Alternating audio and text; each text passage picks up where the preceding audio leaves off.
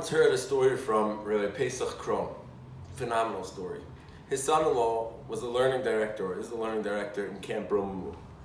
And as camps frequently have, they have Shabbos afternoon learning where they give out some sort of prize in order to encourage the kids. He decided this year he was going to make a raffle.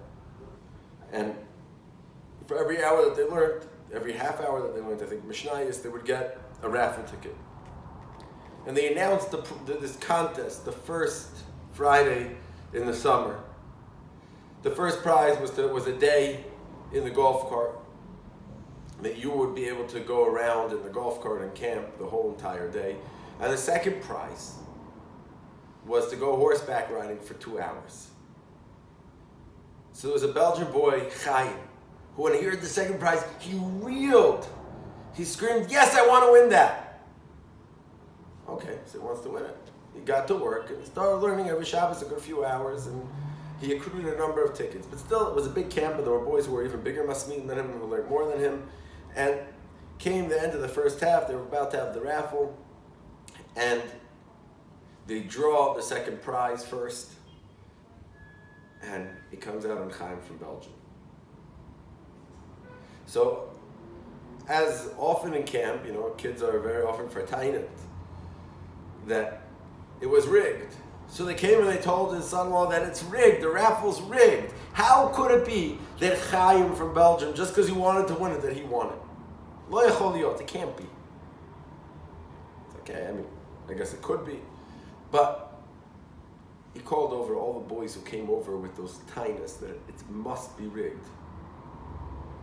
They felt cheated. He called them all over to the side. He said, "You know what, I want to explain to you something." Chaim put in a lot of hours, and he got a whole bunch of tickets, or however many it was, 12 tickets, 15 tickets. But he said, "I want to explain to you something. Remember how Chaim shrieked? That's why you think it's rigged, right? His whole entire bunk gave their tickets on Chaim's name so as to enhance the likelihood of his winning." So you know what? When you have a whole bunch of tickets times 12 for the 12 kids in his bunk, and they all put in extra hours, this was the top bunk, they learned a lot. Chaim won. Moyer de Gemaisa. Half of a fellow. You know why it's so half of a fellow? You know why it's so wondrous?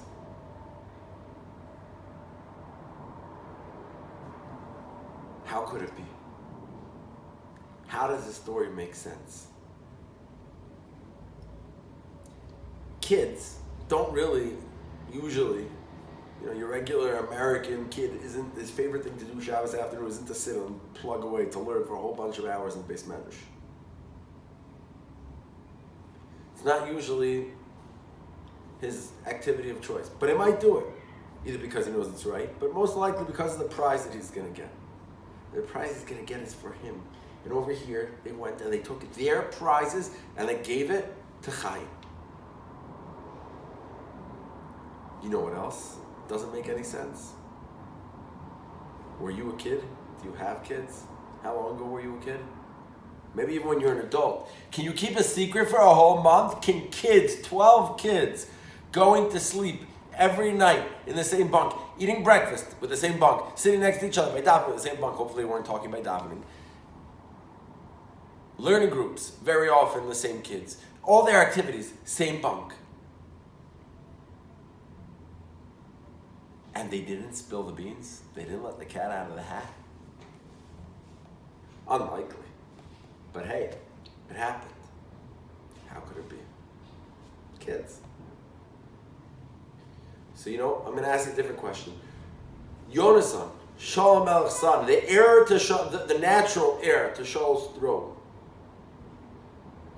knew, and his father told him, he let him in on this secret, that as long as David HaMelech's alive, David HaMelech is going to become the next king, and you're not going to be the heir to my throne. You know what the heir to the throne of Am Yisrael is? We're not talking about like the Queen of England, that okay, so she gets to throw parties, she has nice dinners, etc. We're not talking about that. We're talking about Melech Yisrael, the Nitzchios of Am Yisrael, being the leader of Am Yisrael. Talking about a relationship with Hashem, a special relationship. I'm talking about something phenomenal. But Shaul Melech didn't give up on his friendship with David. Chazal, when they want to tell us what the epitome of love is, they tell us it's Ka'avos Yonasan v'David. It's not totally B'davar. But not only was it not totally B'davar, it went against everything that Yonasan should have wanted. He gave up everything for that relationship. How could that be? So let's take a look at our Parsha. In our Parsha, it's like a whole inconceivable sequence of events. Klal Yisrael come to complain about the man. I mean, that in and of itself is ludicrous. It's a wunderbond. It's a most wonderful superfood. I mean, nowadays superfoods are like extremely popular. So this was a superfood, the superfood of all superfoods, the manna. And they come to complain about it. Alechem HaKiloikel. And Moshe Rabbeinu gets all annoyed at them, and Moshe Rabbeinu tells HaKadosh Baruch Hu, did I give birth to them? Are they my children? Do I have to take them? Do I have to carry them? Am I bossing? I mean, what's going on? Yeah, Moshe Rabbeinu, you just went up for 40 days to Har Sinai to argue for them after the Chet HaEgel. You didn't eat, you didn't drink, and that was after already going through that type of ordeal to be Mekabel the Torah. You took them out of Egypt. You fled from Egypt already before when you were just a young man because you defended your people. And you're turning around and saying, Gosh, bro, what? On Mosai, how long do I have to take care of them like this? You looked for it.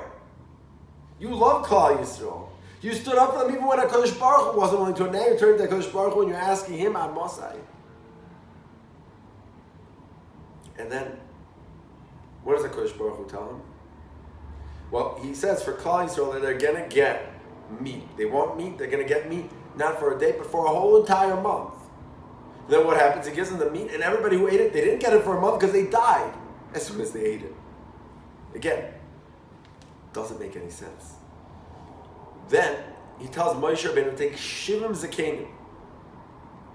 And Rashi, based on the Medrash Tanchuma and other Midrashim, say that who were these Shivim Zakenim? They were the taskmasters, the Jewish taskmasters in Mitzrayim. In between the Egyptian taskmasters and the Jews that were actually doing the labor, there were Jewish taskmasters, that their job was to force their Jewish brethren to do the hard, the arduous work in Mitzrayim.